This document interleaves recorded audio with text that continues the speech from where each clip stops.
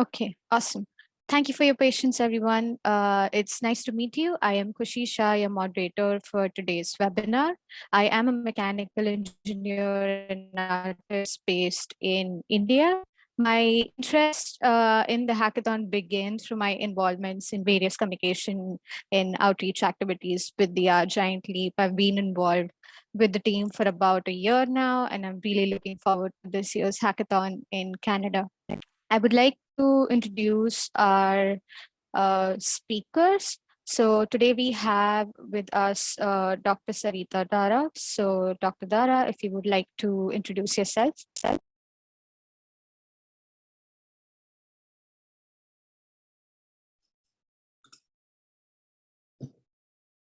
Hi, everyone. Thank you, Khushi, for giving me the opportunity to talk today. Interesting to see people from all around the world. I am based in New Zealand, Wellington, so kia ora, everyone. It's night here, quite late into the evening, about 11 p.m. My background is in medicine and in particular aerospace medicine, and I'll be talking to you a little bit about the topic today from the medical perspective and how space technology could be utilized by women in remote communities. I wouldn't specifically limit it to women, but generally remote communities and in the context of healthcare. So yeah, that's a little bit about me and how I hope to talk more through the panel discussion.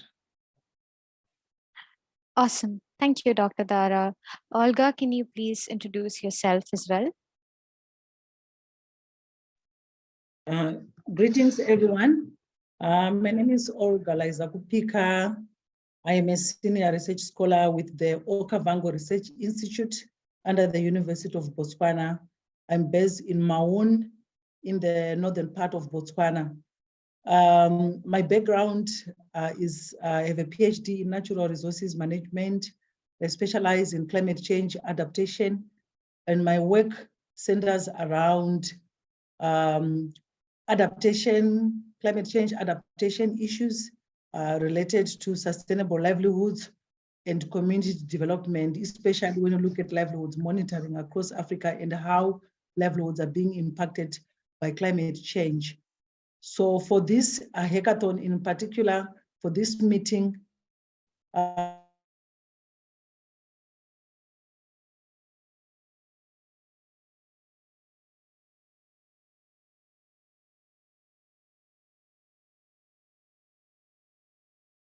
background in climate change, I'm also going to look at how basic and space technologies be utilized to address some of the challenges we face in Africa and how socioeconomic conditions, by embracing space technologies, especially in the event of major environmental challenges such as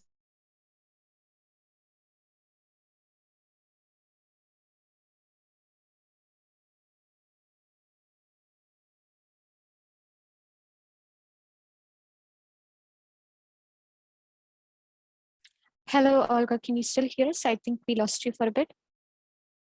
Okay.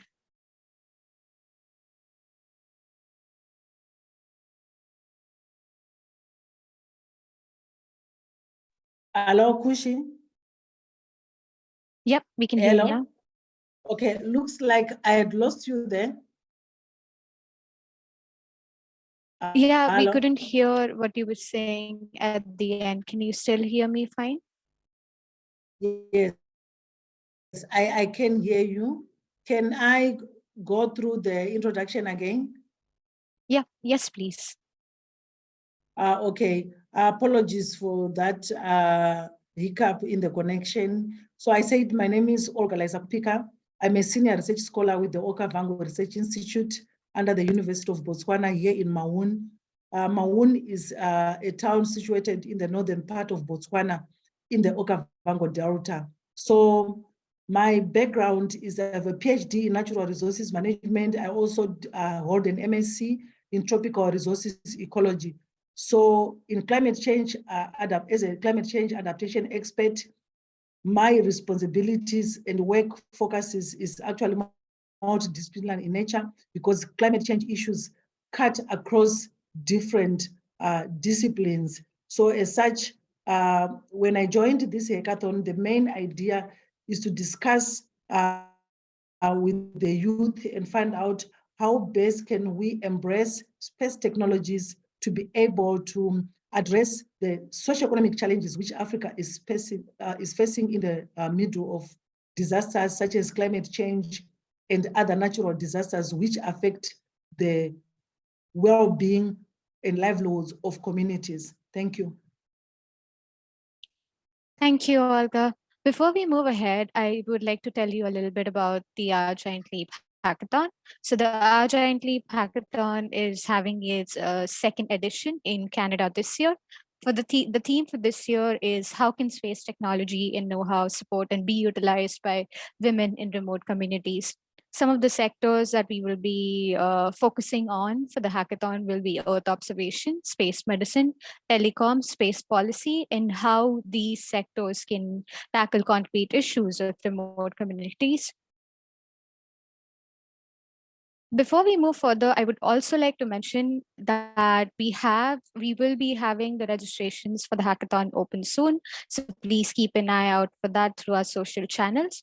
Even if you do not have any hackathon experience, you are still very much welcome to apply. Even if you're interested in the themes or have like any general idea about it, we still welcome you to apply. So moving forward, I would like to invite Dr. Dara for a presentation.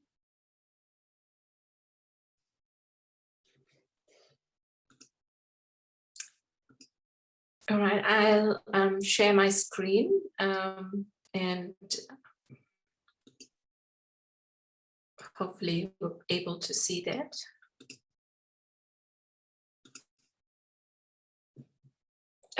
Is everybody able to see that? Can I just have a show of hands? Yeah, awesome, Yep. Thanks. All right, so thank you to everyone for coming in, wherever you are from the world. So I join you from New Zealand, Wellington.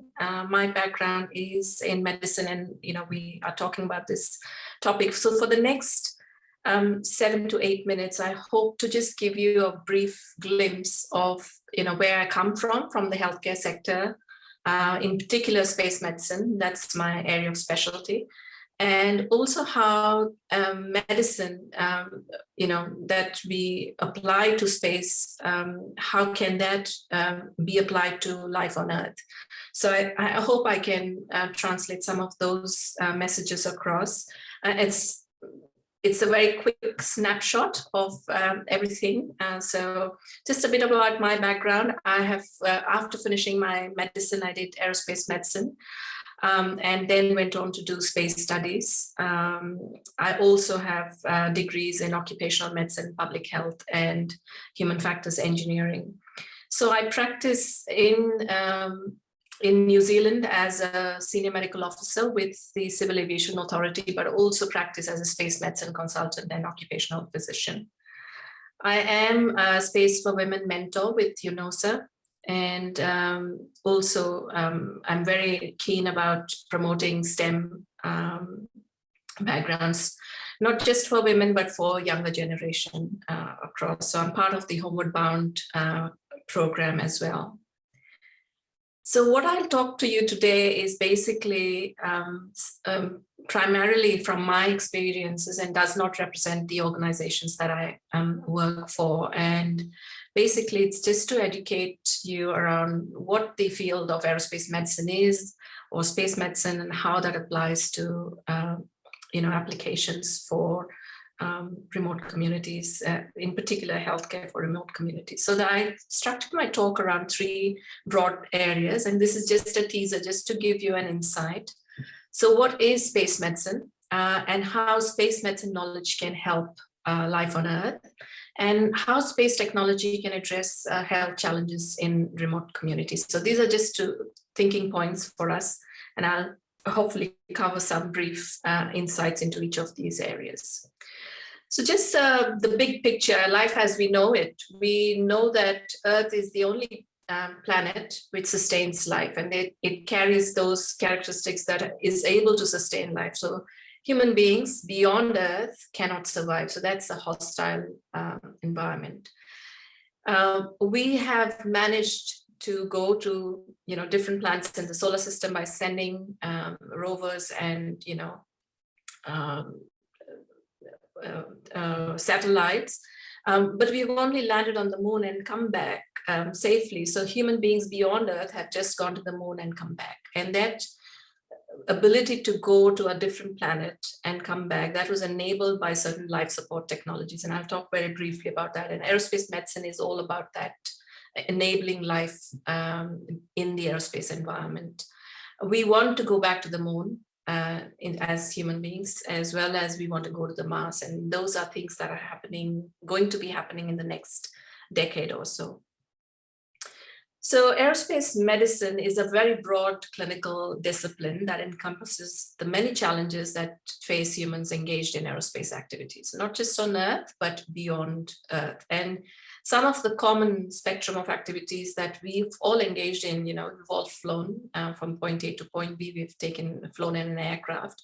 But beyond the lower Earth's atmosphere, there are only a handful of humans who've actually gone into the realm of space. So in the concept of a simple point of concept for aerospace medicine is how the human being can survive in the hostile flight environment and interface with the technology that he or she has.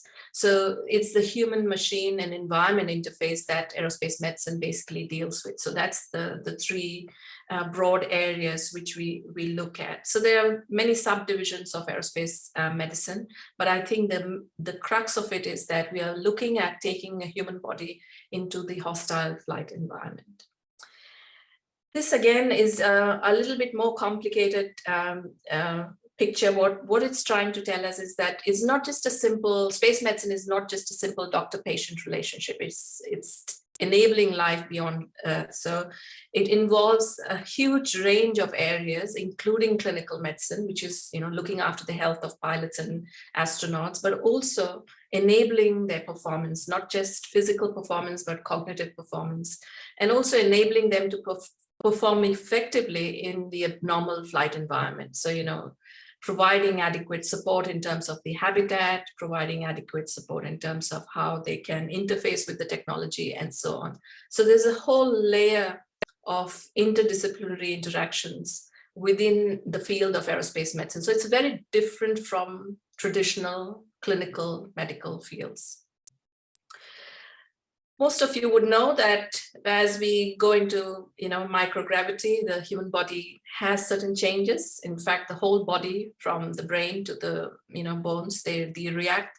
The longer we stay in space, the more the changes that we can encounter. So just to give you a glimpse that right from our senses to our muscles and bones, they all have changes when we go into space.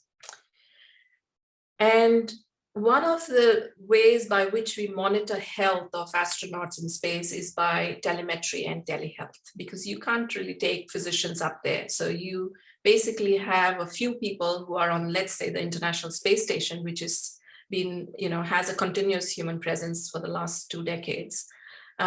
You don't have a healthcare facility or a clinic up there, but you have people who are trained in basic medical healthcare, and they use the telemetry and telehealth and telemedicine as integral part of the healthcare system to provide healthcare to the astronauts. So that's the key crux that we need to remember, that beyond Earth, we use telemedicine, and that's been a fundamental way of delivering healthcare in space. Now, how does that interface with remote communities? Like when we are looking at, going beyond low Earth orbit to, let's say, the moon or Mars, there are a few challenges that we'll be faced with. One is the transition of gravity fields, isolation, confinement, hostile environment or closed environments, space radiation, and distance from Earth. The 3 highlighted areas are also the areas that would be common with any other remote communities, be it on Earth as well. If you have isolation, you have hostile or closed environments. and distance from, urban areas, for example. So I just wanted to draw the parallels between space healthcare provision as well as remote communities provision in terms of healthcare. So the health challenges similarly for remote communities, be it in space or on Earth, is that there's limited access to healthcare and medical services. There's limited access to healthcare educational opportunities, limited connectivity and communication infrastructure. So I just put in few key aspects here. Also want to introduce something here, which I think is very integral to our, for human beings, is not just the person. If you look at the spectrum of healthcare, as you see the lady in the picture is one individual. So that's normal clinical medicine. When you have groups of individuals, that's public health. If you have groups of individuals across, several continents, that's global health. When you have individuals as well as other living beings, that's one health. And then when you consider all of that along with the planetary, the biosystem, ecosystem, that is planetary health. So it's good to keep this concept in mind, because I think we'll be coming back to it when we talk about, applications of space technology on Earth. So these are the Sustainable Development Goals, and I think you would be familiar with that. There are 17 of these United Nations Sustainable Development Goals. Healthcare is one of them. It's number 3. But a lot of these goals, they are not siloed. They all interact with each other, and having good education also has an impact on good health. Likewise, clean water, life on land, all of these, clean air, all of these have impact on health.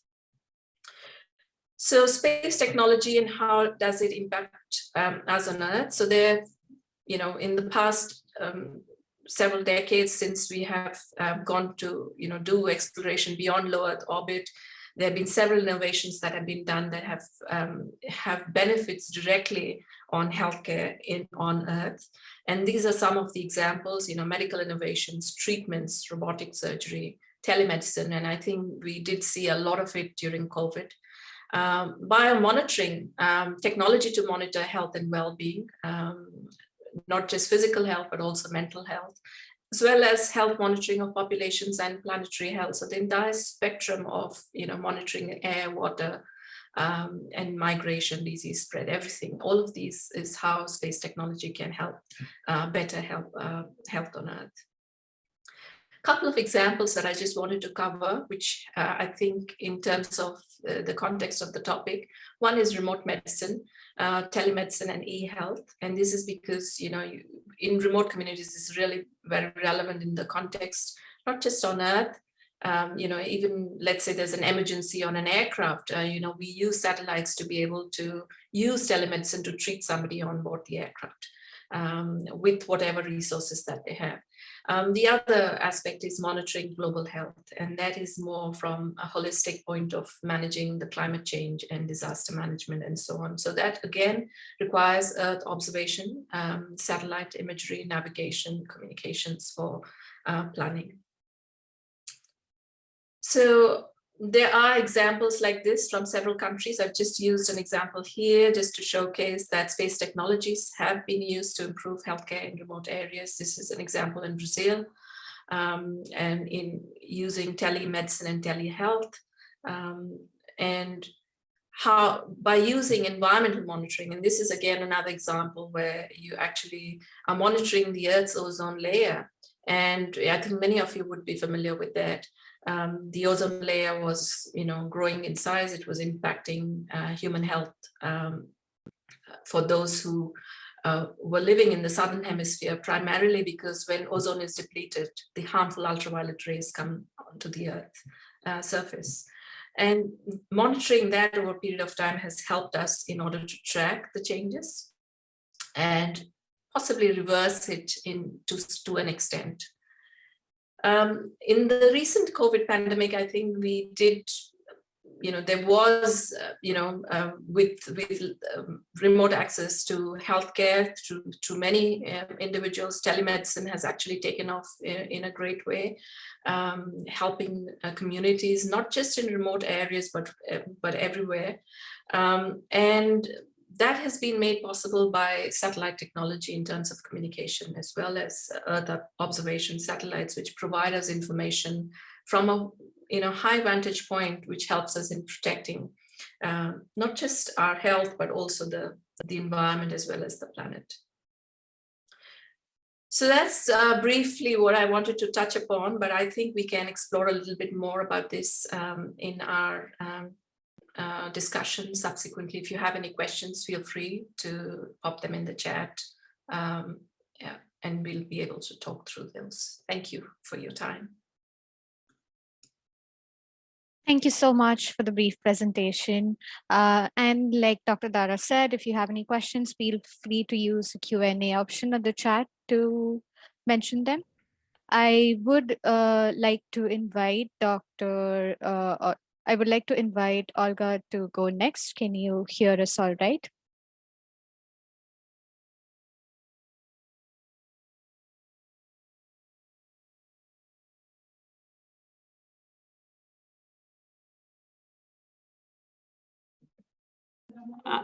Hello. Yep. Hi.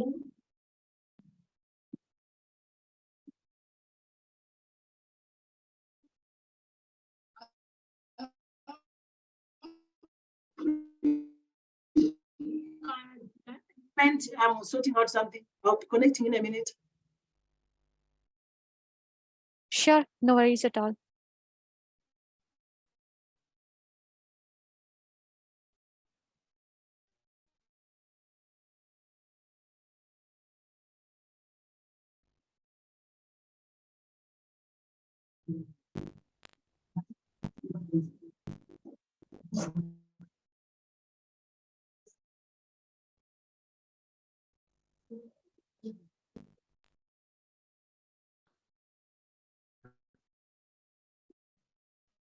In the meantime, I would like to mention that we have our third speaker for the day, Mclee Hello, Kerolle. Kush. Hello. Hello, Can Dr. you hear Laiza. me? Yep, I can hear you. Okay, that's fine. Thank you. Let me try to see if I can turn on my video. Yeah, my network is a bit poor this side, but I'll see if I can turn on my video and I can connect. Oh yeah, that's fine. Is it my now? Yep, we can see you all right. You can see me well. Yeah. Okay, that's fine. I think because of poor network connection, I will just switch off my video. I just wanted everyone to see me from this side. Allow me to turn off my video so that I can concentrate on my presentation. So my task this afternoon is to focus on how we can embrace space technology in Africa, space technology and exploration in the next coming years. Because when you look at the position of Africa at the moment, Africa is launching itself into space with a lot of ambition and drive. But of course, if you look at the history of space technology in Africa, Africa is considered as a latecomer. It is actually joining space technology a bit late, but it is also moving with the same drive which it has. So, which means that in the future, when you look at space technology and exploration, especially for the next 7 years, Africa is geared towards making making sure that it addresses some of the challenges related to different sectors of the environment. Let me start by mentioning that when you look at Africa, we've got 4 key areas of space.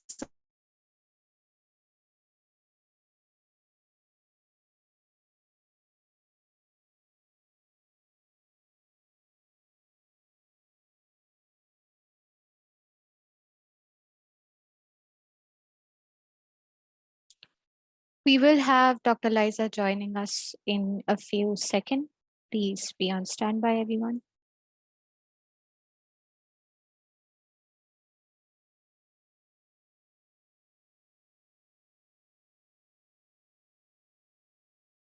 All the connection issues that we are facing today just tells us so much about having better internet connection in remote places. And this is why we are doing the hackathon.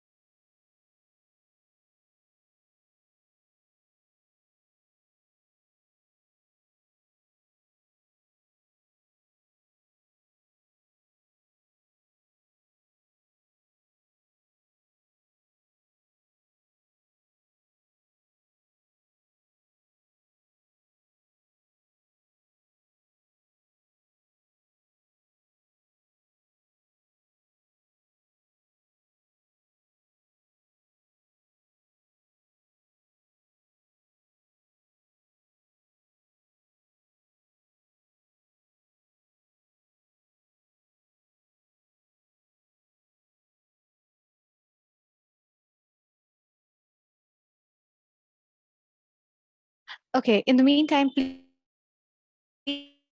welcome our third speaker for the day, Mclee, who is a space lawyer. Would you please like to introduce yourself and go on with your presentation? Sure. Thank you. Can everybody hear me? Yep. And yes, apologies for being late. I was having some connectivity issues, and it's also 5 a.m. from where I'm at in New Mexico. And thank you for hosting this, Kushi. And good morning to everybody. Good afternoon, good evening, depending on where you're from. So my name is, as Kushi said, I'm Mclee Kerolle. I'm a space lawyer. I'm part of Space Generation Advisory Council. And I went to Leiden University, where I got my LLM in air and space law. I'm currently in New Mexico, where I'm working for the state government in public regulation. And I'm not sure if everybody's familiar with New Mexico, but this is where the Spaceport America is from. So where they do all the launches for Virgin Galactic. This is really their main space hub, which is why I'm out here.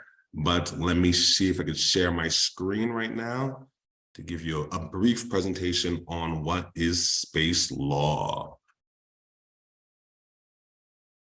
Okay, and put this in slide.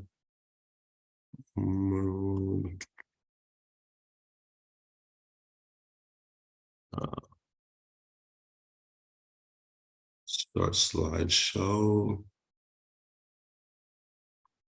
Can everyone see my screen?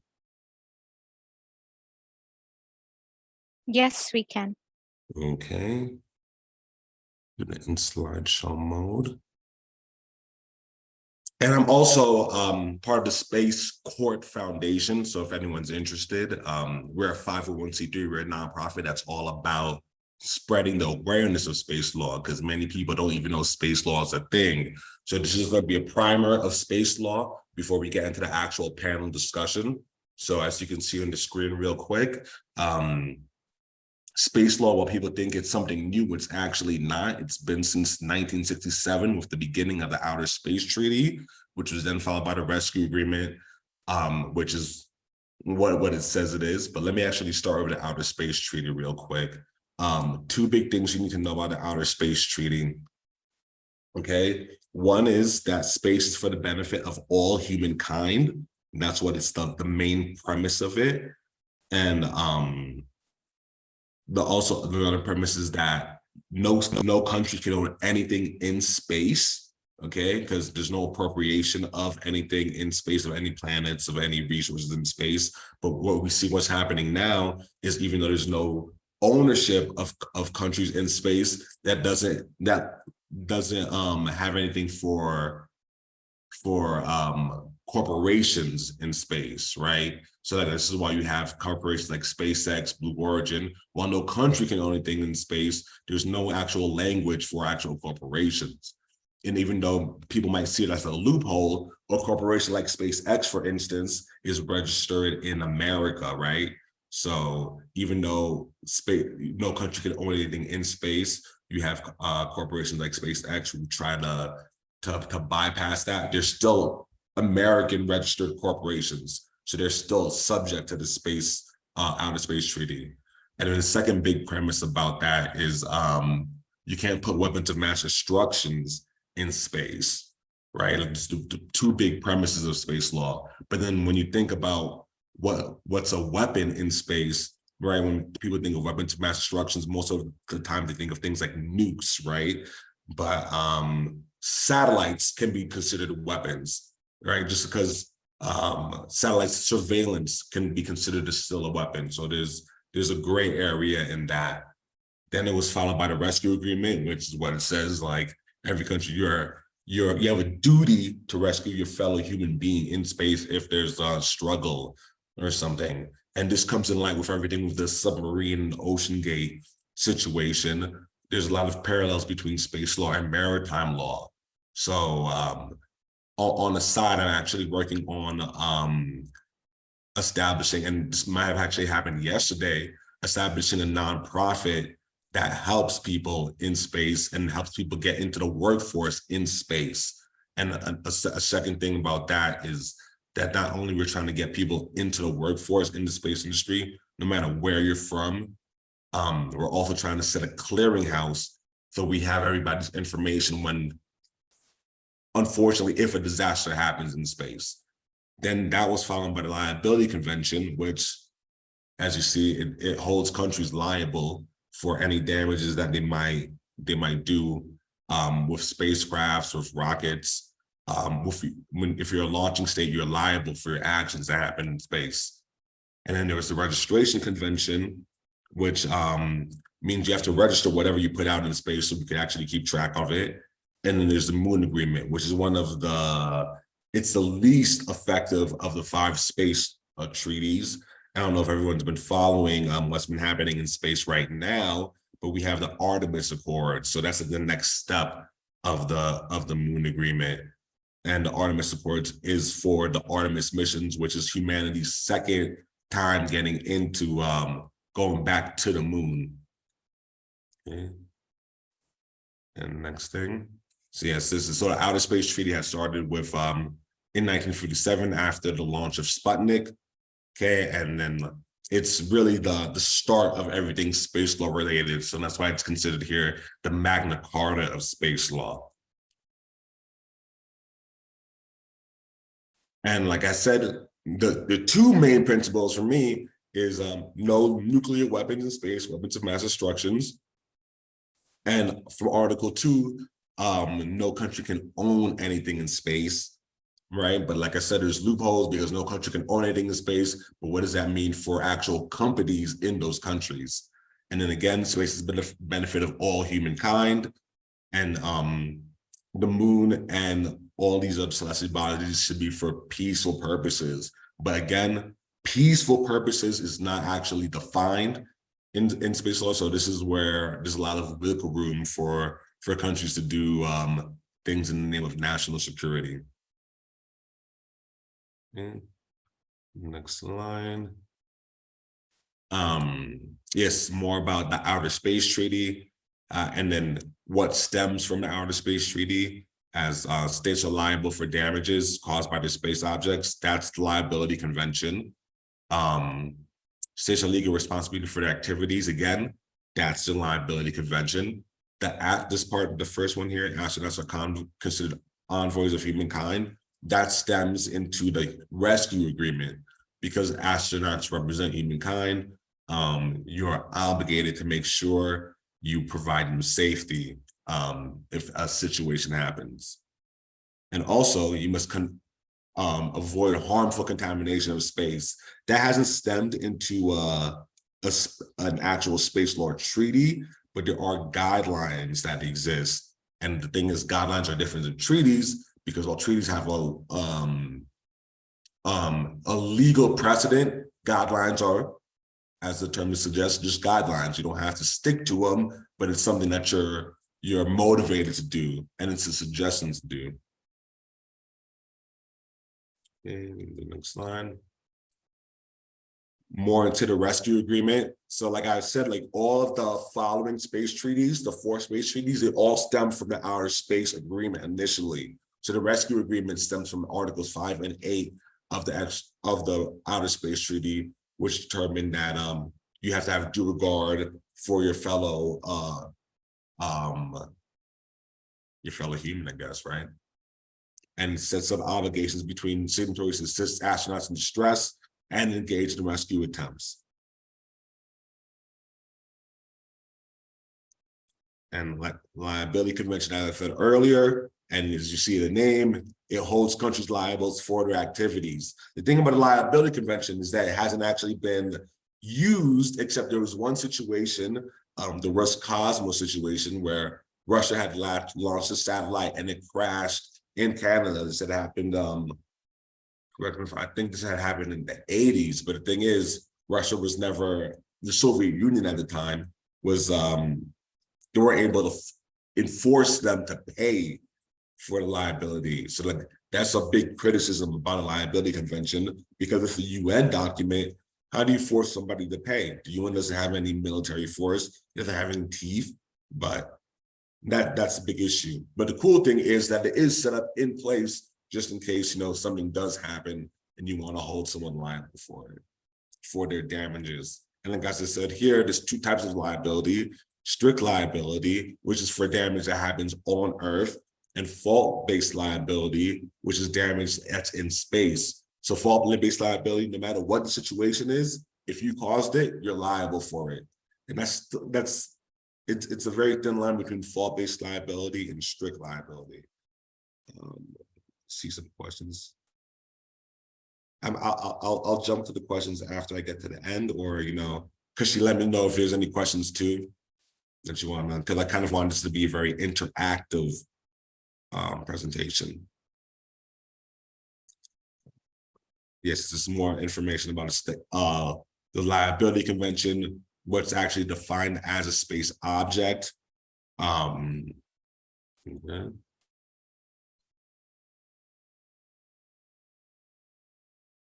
Back to the registration convention. So as I stated before, it's about what you launch in space. It needs to be registered. I'm sorry, I just jumped double quick on this slide.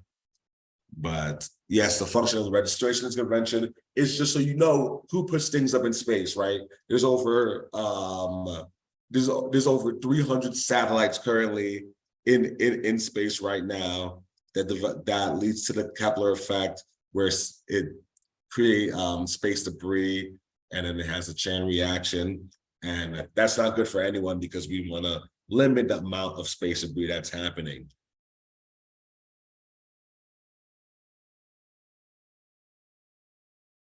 Again, like as I said earlier before, the Moon Agreement is the least effective of the 5 space treaties. Even so, the concepts that are established by the Moon Treaty are something that we can't ignore, such as it establishes the common heritage of all mankind, that concept that space is literally for everybody. It's an inherent right, and nobody owns space, right? It's something that's for all of us. And the reason why I say it's one of the least effective space treaties is because the big countries, the big players have ratified it. I'm talking about the US, I'm talking about Russia, I'm talking about China. But fast forward to today, where we have the Artemis Accords, and you have a lot of countries signing on to it for the Artemis mission. But a big criticism about that is that it's a US-led not treaty, but a US-led legal document. And yeah, it's just US-centric. So there's an issue with that.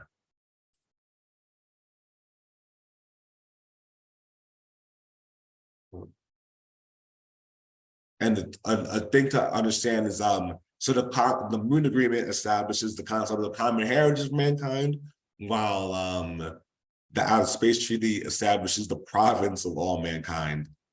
I don't know how to go back on these Google Docs. I'm so sorry with that, dude, just Google Slides.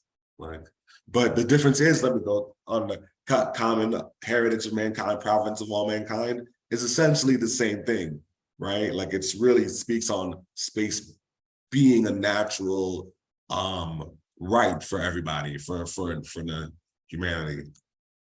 Okay, and so this slide right here, it shows you at countries that have national space laws. So we're already talking about international space law. These are countries with their own space law as of 2015. But more and more countries are jumping on and establishing their own legislation. Okay, next slide. And like I said, I'm based in the US, so there's US-centric space law, which I really don't know why this isn't going back. But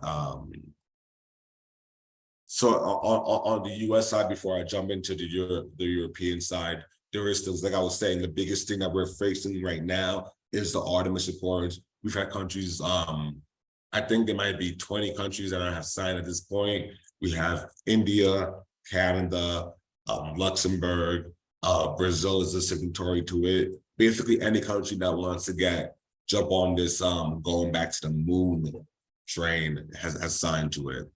But national space laws in places like Europe, for instance, Luxembourg is really leading the way in terms of space mining.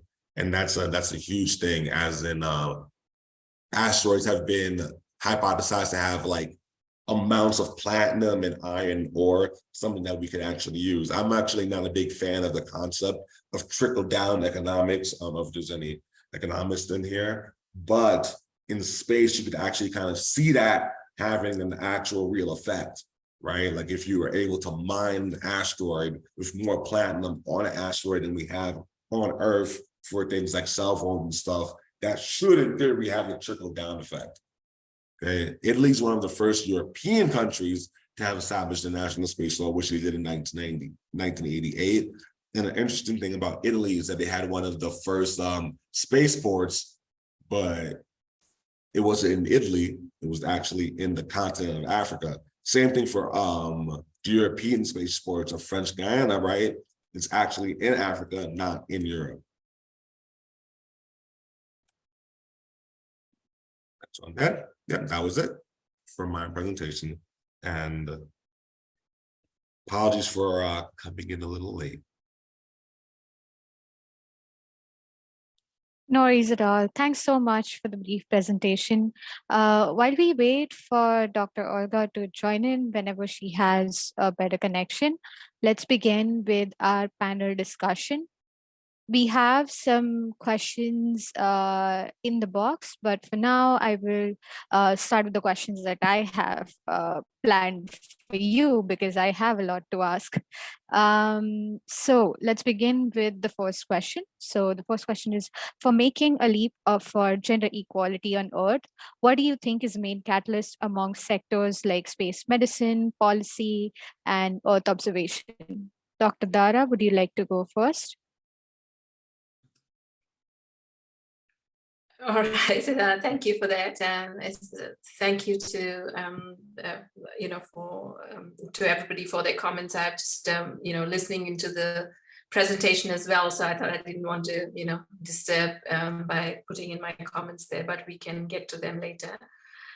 So in terms of the question, the biggest, most important change from the health point of view, I would consider that to be,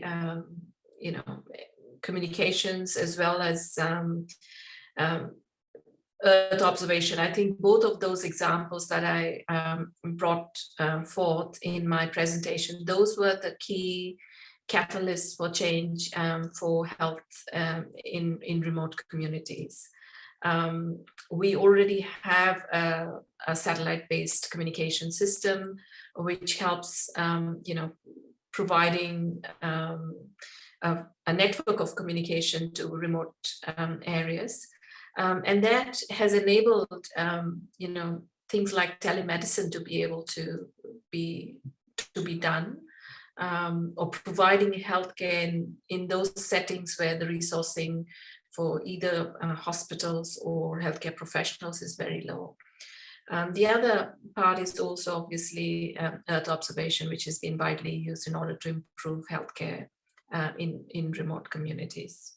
I think there are very many examples. If you actually look up, Earth observation and health, even a simple Google search will bring up a spectrum of different things that that has applications currently. So I think those were the key big issues from my point of view.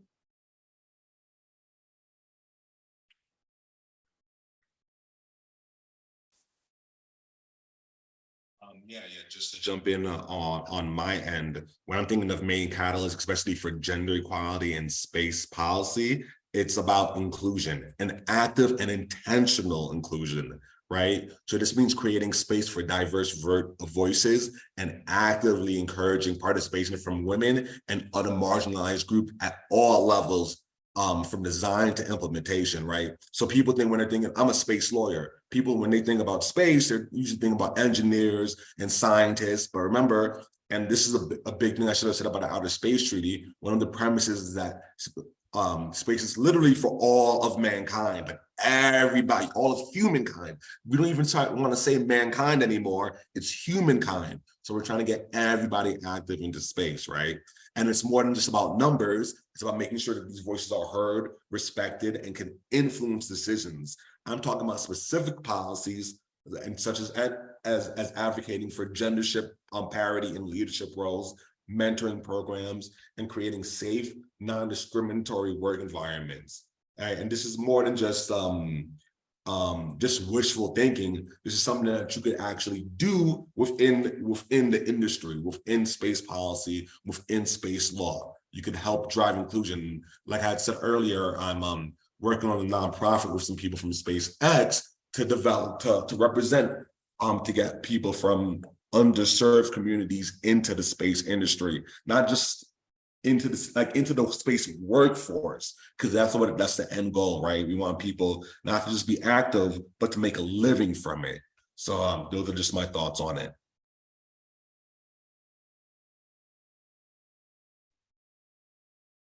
Thank you. I think this brings me to my next question. So if you were a hacker at our hackathon, what issue amongst all of the things that you mentioned, which issue would you tackle and how would you start developing a solution?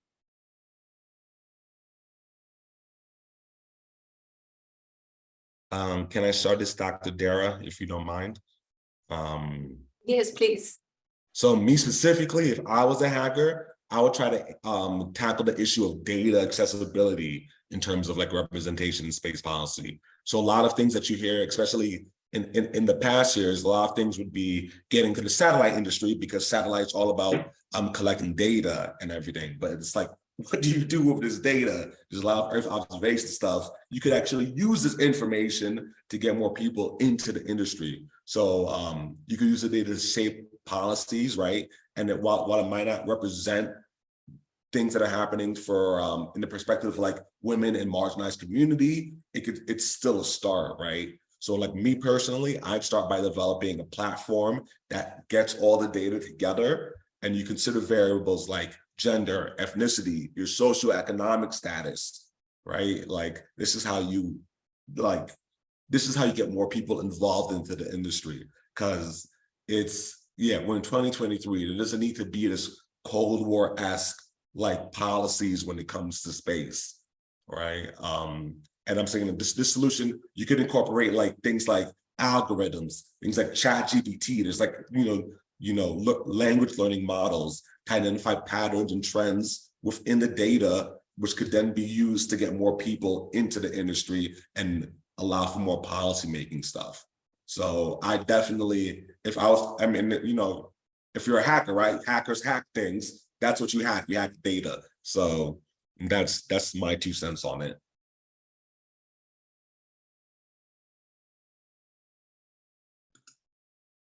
Dr. Dara? Yeah, thank you for that insight. And I think I would, strongly agree that knowledge is power in the current stage or age where we live. I think there's no one single hack that really comes to mind. I would want to think about a solution that probably impacts on multiple levels.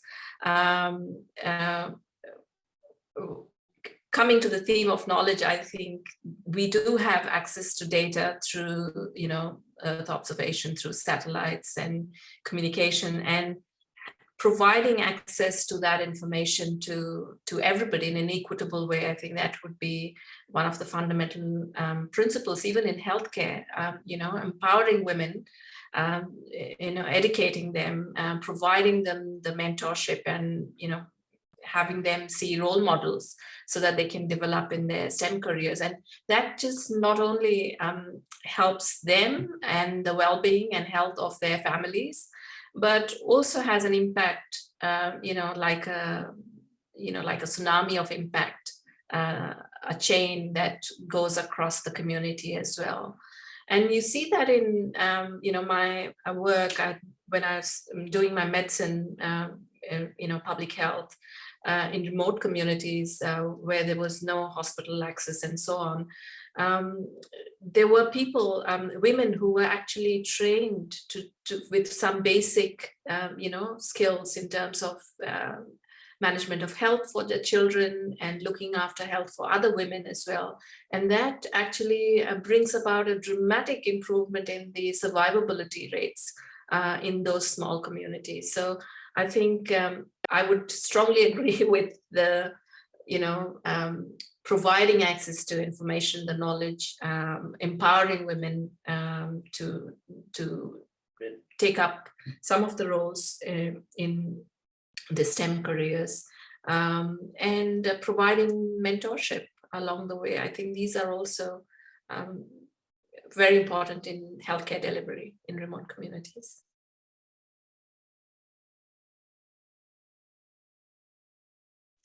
Following up with that, I would like to ask you, what has been the change that has improved the most quality of life in remote communities, according to you?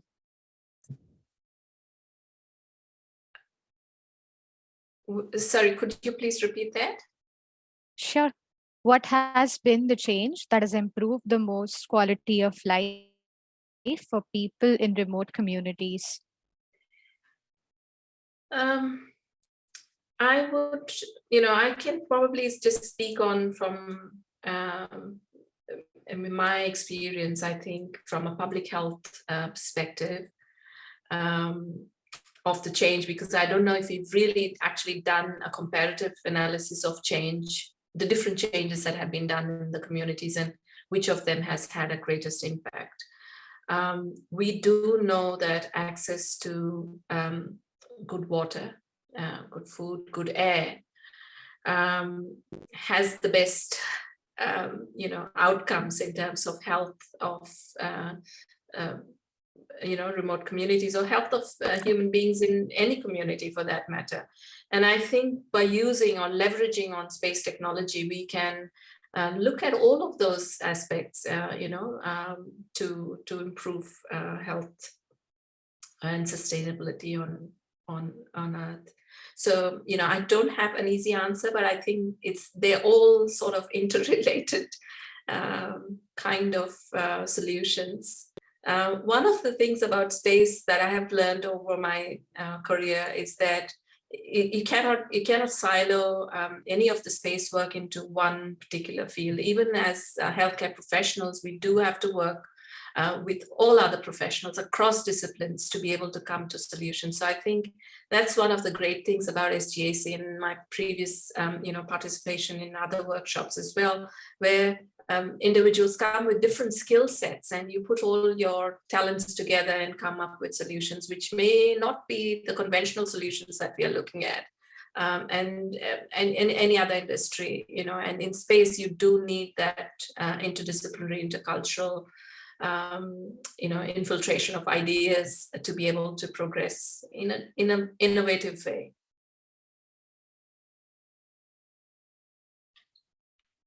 I definitely agree with that. Working with SGAC has been really interesting because as a mechanical engineer myself, I've been really invested in design, and then using inclusivity in design, that is looking into accessible design, is one of the really interesting things that I've been exploring and wanting to learn more for the hackathon as well. Okay, so we have some really interesting questions in the Q&A box, so I would go ahead with those. So the first question is for Mclee. Are there any guidelines or treaties that regulates the use of technologies in space?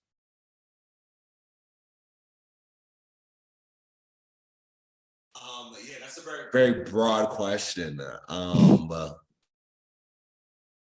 Yeah, I'll say yes and no, to be honest. Because so when you talk about guidelines, there's the space debris mitigation guidelines. So the technology that's regulating specifically is just, it's everything really, whatever you put out there, but it's more for satellites. So you're trying to limit the amount of space debris that happens, because that's becoming a real issue. Don't know if anyone saw the movie. It wasn't Interstellar. It was the one with Sandra Bullock where she was up in space. Gravity. It was that movie. And then yeah. And then you see it was like little pieces of space debris. It caused a whole chain reaction, and then you're screwed up. You're screwed when you're stuck in space. So that's the biggest thing I could think of that regulates technology is the space mitigation guideline. But technology in the sense of there's also remote sensing guidelines too. So it has that's also dealing with satellite technology too. I'm trying to think of what other guidelines in their treaty. The treaties themselves don't cover the specific technologies, but it is the guidelines. So you have space debris mitigation, you have the remote sensing guideline. I know there's one with nuclear weapons, but that's not more about, that's really about technology on Earth, but like the Outer Space Treaty says, you can't use weapons of mass destruction, specifically nukes up there. But yes, that was a great question. Thank you. Thank you. Next question is for Dr. Dara. What are the key technology areas in which an aerospace medicine professional should be performing in it? Good question. Thank you. I have myself found myself on a journey. I started off with medicine, but as I progressed in my career, I saw that is not enough.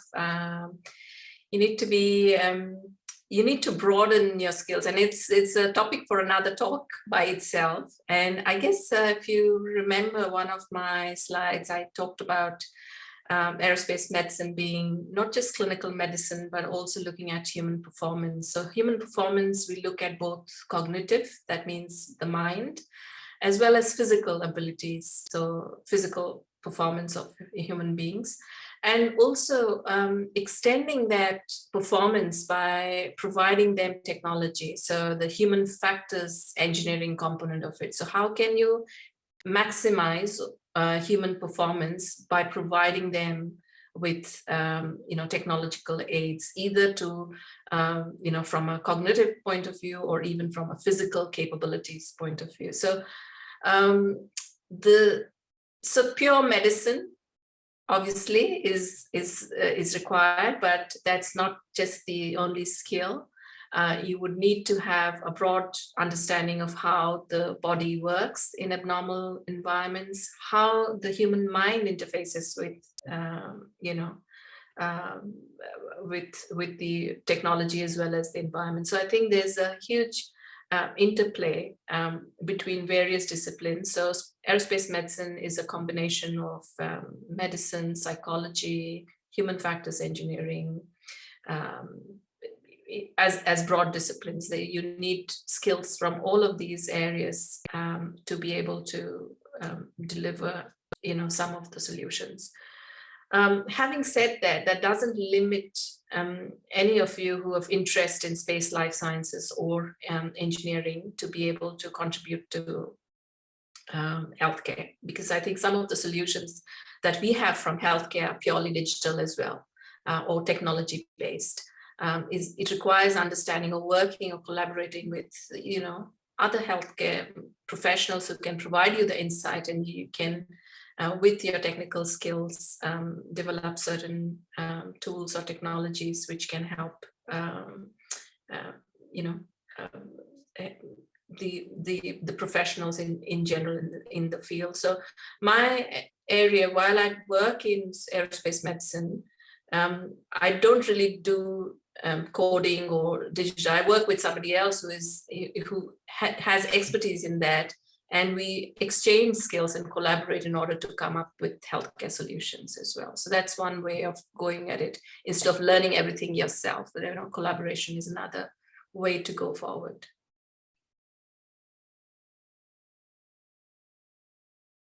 Hopefully that answered your question. It did. Thank you, Dr. Dara. We have a very interesting question for Mclee from Yulia. So Yulia asks, Yulia has this idea about having a bring a friend approach to space politics, where each space developed nation or country would bring an emerging nation along with them as a partner, and they would discuss the policies from their shared unified point of view. Yulia would like to know whether the idea is crazy and if it is feasible doing right now. And that's classic Yulia. She's always had these great ideas, thinking outside the box. I mean, that's a great concept. I've actually, yeah. So a developed country would bring a developing country to the table. That's what it basically is. And what did you say in the beginning? You said it's a specific type of approach. You described it as? Just like come and bring a friend approach to space politics. Yeah. Okay, that's exactly what it sounds like. Come and bring a friend. Yeah, I mean, I agree with that idea, but like, and because it's politics, there's way too much red tape and bureaucracy involved. Because that would involve having you'd have to have like a bilateral agreement between two countries. Example, for instance, right? So I'm American, my family's from Haiti, right? So if America was trying to bring Haiti into the space industry, I guess they could do, yeah. If you think about it logistically, they would get a bilateral treaty between America and Haiti, and where they would trade resources. Like Haiti could actually give them the people power, right? So you get more engineers involved, and what would America get from it? Well, yeah, America would get the people power, and Haiti would get the chance to have, it's not a bad idea at all. But I'm sure, just the way politics work out, there really is a lot of red tape. But this reminds me though, one way of doing this might be through the Artemis Accords. Right, so a whole bunch of countries are trying to get, because when we first went to the moon, that was an American-led event. Now, second time we're going to the moon, we're actually trying to make it a global-led event. So, yeah, the Artemis Accords might be the best way of doing it. It might be the best way of looking at the bring a friend approach. So we're getting people to sign on, and that's what it is. Yeah, I think that's actually not a bad idea. Yulia's rarely has any bad ideas, so. Yeah, I think right now we have about 27 countries on the Artemis Accords, if I'm not wrong. Let's hope for more emerging nations to join in. Yeah. So what do you think about that, Kushi? I'd love to get like some dialogue on that. Do you think that's the Artemis Accord's a great platform for the bring the friend approach? I don't necessarily think it's the best platform, but it's the best available option we have right now. Like they have varying different countries, like from very different regions. And India joined in recently as well, which was a very welcome surprise. All of us Indians were really hoping for it to happen. But I think the Artemis program in itself is, like you mentioned earlier, it's kind of US centered, and US has this very centered space and defense program that they have in mind, and the Artemis Accords just tends to show that approach. I don't think it's necessarily an approach every country on the Accords follows, but it's the best possible option we have right now with whatever technologies and framework we have. Yeah, no, that makes sense. So yeah, so I guess that's the best example we have now of the bring a friend approach. So the US is bringing quote unquote all their friends into it. Yeah. Yeah. So next question is for Dr. Dara. What software for telemedicine has been used in space station to Earth communication? This one's a very particular technical question. Thank you. Thank you for the question. I think it's a great question, and one that I saw in the chat, but I was wondering how to answer it. Space technology, would be surprised, at least on the International Space Station, it lags much behind the technology that we have on Earth. I mean, at least this is what I understood from my my learnings in the past, mainly because I think you need a very reliable, well-tested hardware and software that can function in microgravity or altered gravity environments. You're taking it to different, so it is rigorously tested and in use, and they don't undergo those hardware and software changes like we do on Earth. So for the recent private space companies like SpaceX and Blue Origin, their biomonitoring and telehealth and telemedicine, they are all testing newer technology as compared to what is used in NASA. So I wouldn't specifically know the exact sort of software that they use. But what I know is that they've used, IBM hardware or HP hardware and software for depending on which kind of function. And those have software that's compatible and reliable that's been used. And the rate of change of technology in established space hardware software, either for transmission of health information or any other information, does not change in the same exponential way that it changes on Earth, for the ones that we use, because there's a sort of a lag period for adoption of technology out there. This is my understanding, but I'm happy to be corrected by any of you if you know more about it in terms of what is used. Telemedicine it comes in different ways. I just wanted to talk to you about that very briefly. So telemedicine, when I practice telemedicine, I can do it on a phone call with my patients. I can call them. You can do a phone without a video call. It's just an audio call. You could even do a video call, or you could do a call on specialized medical software. So there's a whole spectrum of telehealth and telemedicine that can be used. So I guess when we are looking at space technology, I think we would be using a combination of several of those sorts of technology, just audio communications, audio, video, as well as specialized software. For example, if you want to listen to somebody's heart or transmit certain images, I think there will be certain probes that can be used, and those can only be read by certain software. So those I would not be able to tell you the specifics, but the spectrum is quite wide. Awesome. I do have one last question that I would like to ask before we end the discussion. So, the applications of space medicines in the space sector might have some legal complication in terms of it being from commercial sector or the private sector. I'm not exactly sure how law and politics work, but what do you think would be the legal complications faced by the space medicine sector when it comes to applying it for space technologies?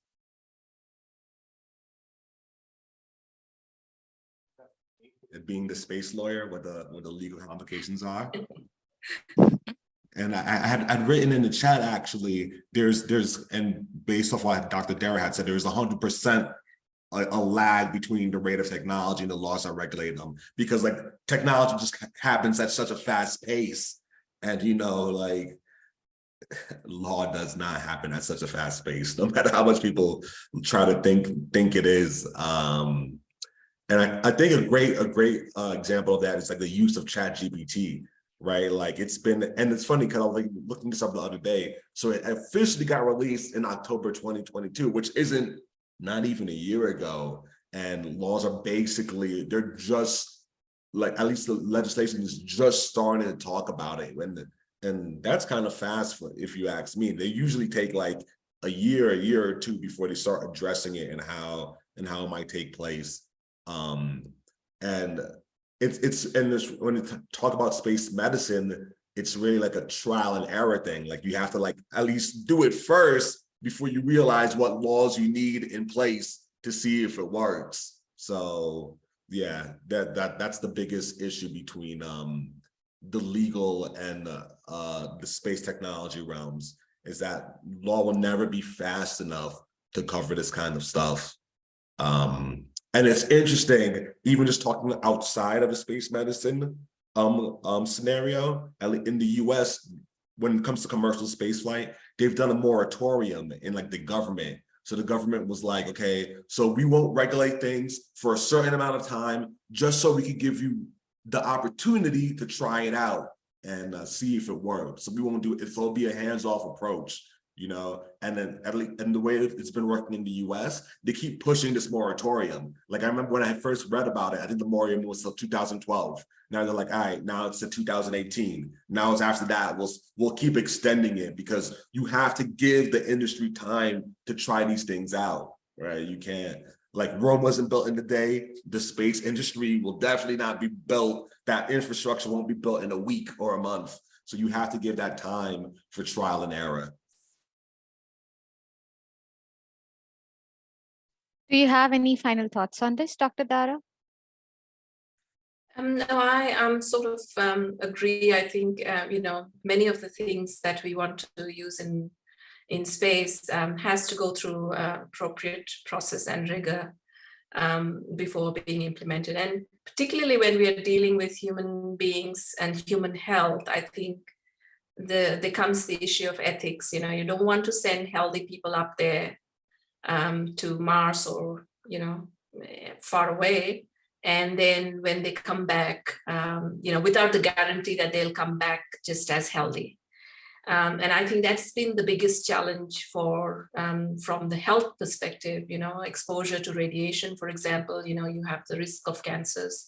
What kind of protections we have as human beings for our fellow human beings, space ethics is a big thing. Privacy of health information, I think things that apply to us on the ground, health information, protection of our personal data and health data, how would that be done in space missions? I think we have very little information around those areas yet, and and those are areas that needs to be further developed when we are looking at long duration missions or taking people beyond the low Earth orbit.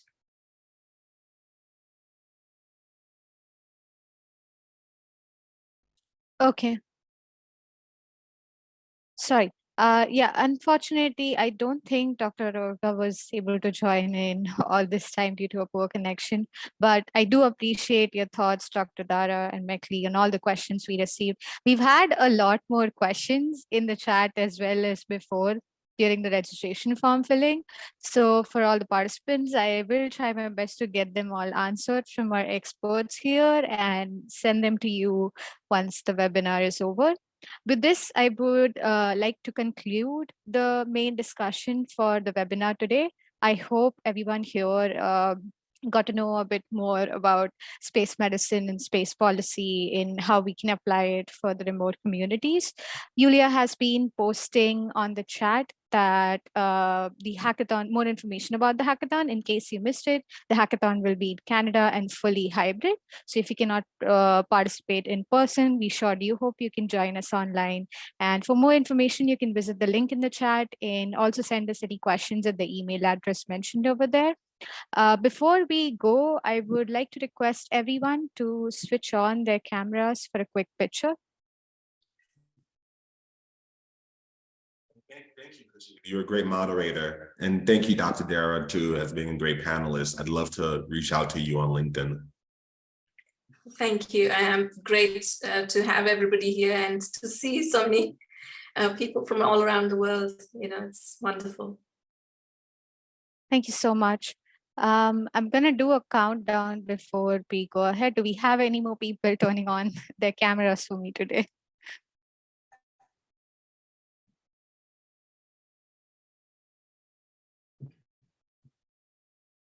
Okay, I guess that is it for now. I'm going to take a picture. Please do your favorite, I guess, please do a peace sign or a thumbs up or just smile. So yeah, 3, 2, 1. Okay, awesome. Thank you so much for joining in today. You all have been a lovely audience to talk to.